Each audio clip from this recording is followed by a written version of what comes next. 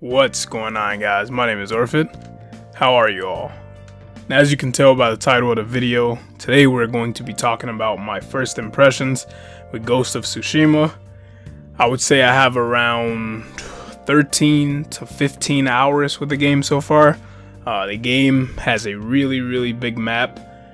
The first area you get into it's extremely big. There's so much shit to do. It can get really overwhelming, but I've made my way to Act 2. So I've done a huge chunk of stuff, and I think I've seen a decent amount of the systems that the game offers. So I'm going to talk about, what I think about the game so far, and it is mostly praise because the game is very good. It's a very solid open world game. Typically open world games can feel very samey because, there's a couple activities you do, usually repeat those throughout the course of playing the main story, and the one gameplay loop that really hooks you for most of these games is like the combat, whether it's melee, shooting, in this case being melee, but the other stuff tends to feel samey. So this game does a really good job of that. There is a fuck ton of side content. Most of it is pretty solid. It's fairly one and done. You help out some villagers or something. A lot of the quests have a continuation to them, so they kind of go into the further acts. So you'll follow the characters that you're dealing with over the course of the game and kind of see how their story unfolds and what happens there. So there's plenty of stuff for you to do here. If you love those games that just throw a bunch of stuff at you and just tell you to go wild, this is definitely the game for you. So the first thing I'm going to get into that I feel like is the most noticeable right away is the visuals. This game is so gorgeous. It is insane. The moment where you pick up this game and you're riding through a field of flowers for that first time, I think it's truly what will sell you on this game. It's up there with some of the best looking games I've ever seen in my life. I believe it's up there with Last of Us Part 2. I think the game it's insane. A couple moments I had to stop and just really take in the fact that I'm playing a video game. Like I said that in the impressions for Last of Us 2, these games are just getting so, graphically impressive that it's really jarring to be watching these characters do, all these different things, and to see the environments these developers are able to create. And it's just, we've come a long way, man. We've come a very long way, and, the end of this generation is definitely proof of that. The game uses a great selection of colors for whether it's flowers, armor pieces, just the different settings and times of day to be able to change the color and the hues of the world. It's fucking great, man. The game is so beautiful. I don't know how many screenshots I've taken by this point, but I know it's over 30. So the game is definitely a looker. On to the next big part of the game that I would say is fairly sizable as far as the mechanics and how much you'll be engaged in it is the combat. Now, this is a samurai game, so you're going to be using a sword for most of your time playing as Jin. That is the main character, by the way.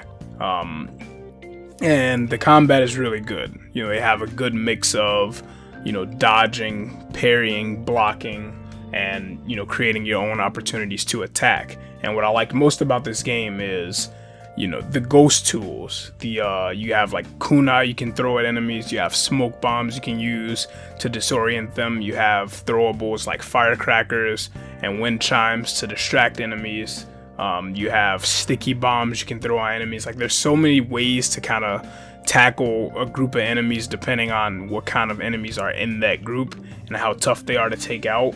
I have a clip that I uploaded on Twitter today that just made this group of enemies, it was 10 or 12 enemies just look like absolutely nothing by utilizing the ghost tools and stuff. So the combat is so fun. You truly do get to pick, whatever kind of approaches you want to work, whether it's full-on combat with the standoff system where you get to essentially challenge and have a quick strike off against a couple enemies to kind of thin the numbers in the beginning.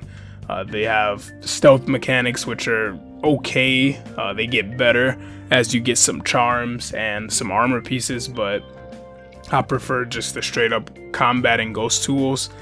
The stealth is serviceable though. If you like stealth, you can stealth most situations. And again, the combat just feels really good. And like I said, my favorite part of it is definitely the ghost tools.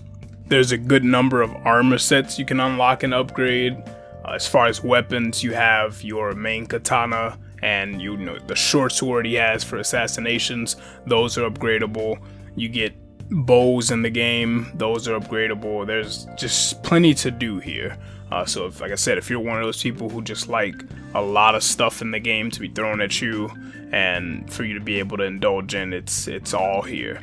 The story is pretty solid so far.